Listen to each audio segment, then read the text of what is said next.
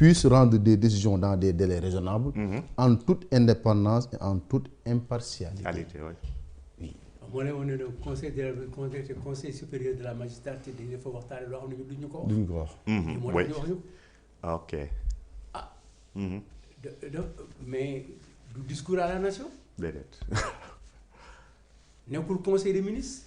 mais bi mu dajeek ñoom fii ñu war a waxtaane li ñu war a waxtaane te mënuñu waxtaane lépp.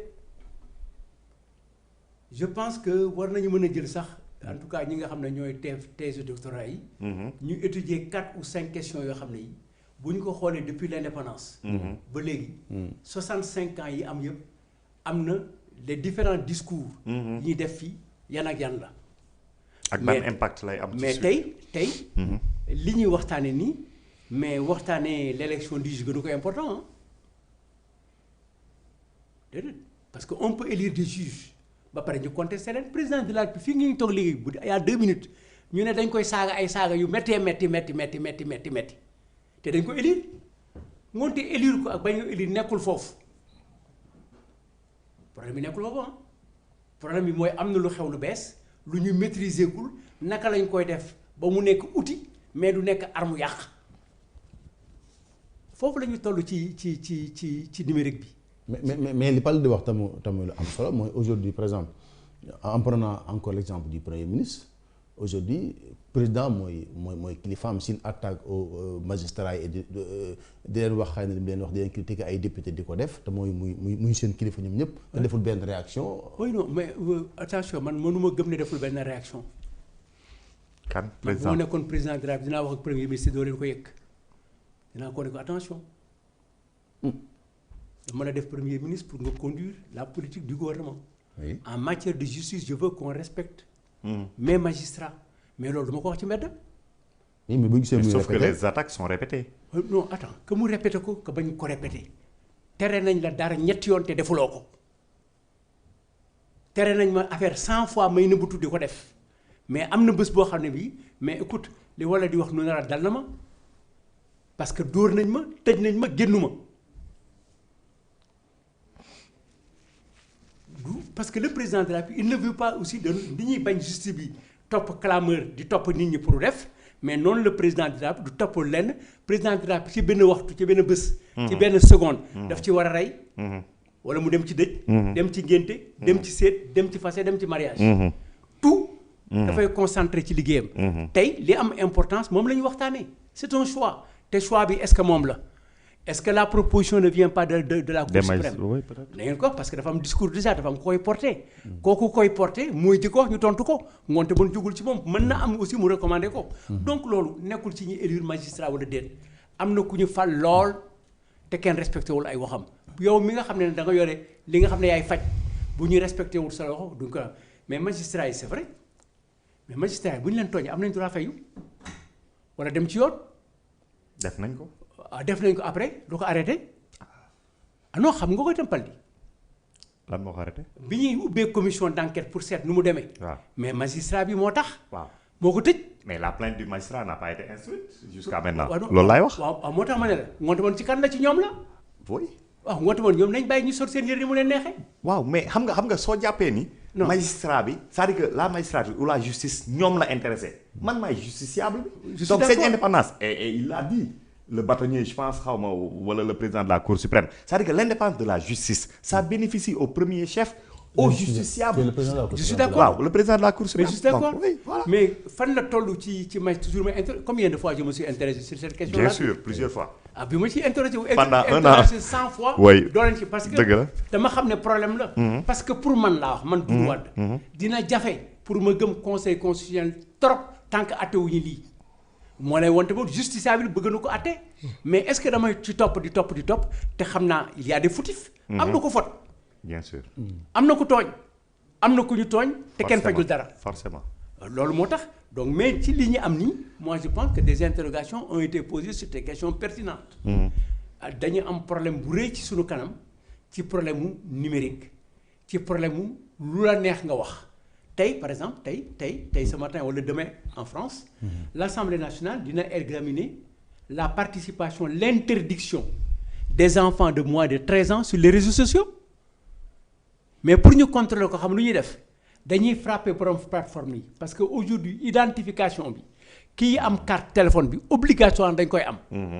carte d'identité mag yëpp donc moom bu feeñee ba ñu xam ne amul 13 ans yow mi am plateforme bi mu génn. yow la ñuy pénaliser yow la ñuy sanctionner donc yow mi ko transféré ci nga bokk.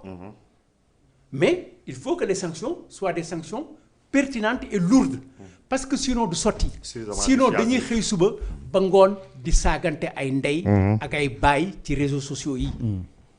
te loolu dama jàpp ne tey wax ko moo gën a farlu dem di toppatoo leneen les magistrats je pense que ñoom bañ nañ ko kuñ ci war a affecté boo d'accordul doo dem et ci li leen di fal ñoom seen bopp ñooy daje xool ko et ñoom ñoo koy préparer le ministre de la justice ak yi ñoom ñëpp am nañ ci kàddu maintenant seen responsabilité léegi ñoom bu ñu ko yoree alors la justice n'a pas besoin d'autonomie. am na indépendance.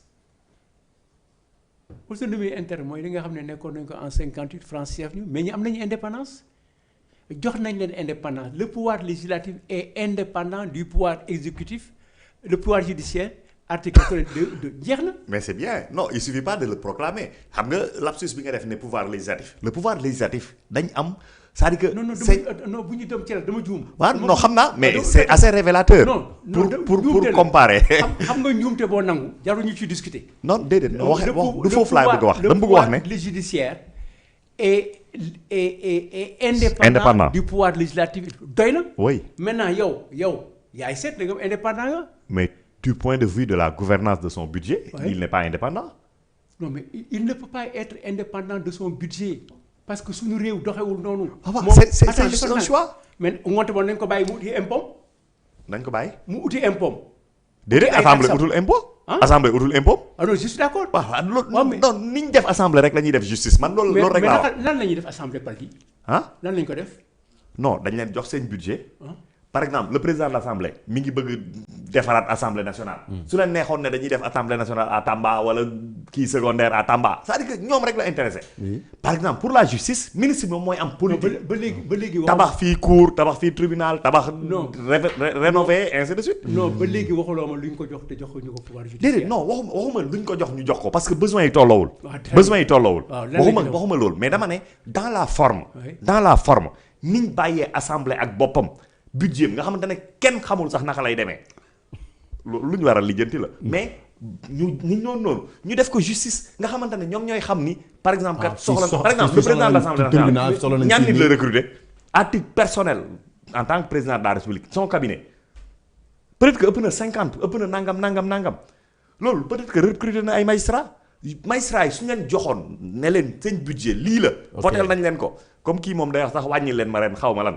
magistrats yi duñu wax bàyyi wàññi leen ma parce que liñ soxla dafa bëri. dañuy wax Tamba liñ fa yóbbu Bougane Gueye Dany mais prison yooyu noonu liñ ci wax doy na waar c'est-à-dire que du prison sax yu mën abriter ay yu mën dugal ay nit peut-être que moom moo am ci yeneen régions yi moom moo am feneen ak feneen justice suñu leen ko bàyyee woon nga xamante ne aujourd'hui la part du budget de la justice du ministère de la justice ci budget national bi naxal toll est-ce que ministre bi ci boppam mën na ko plaider dëgg-dëgg mais suñ ko bàyyi woon acteur de la justice yi ñu war ko lijjanti. xëy na dinañ romb fii man waxuma c'est-à-dire que je ne parle pas pour le magistrat pour non man en tant que justiciable dama bëgg magistrat bi condition yi ma war a toppatoowee yi ma war a juger nga dégg nit ku def 6 ans dossier am laaluñ ko wala xaw ma lan.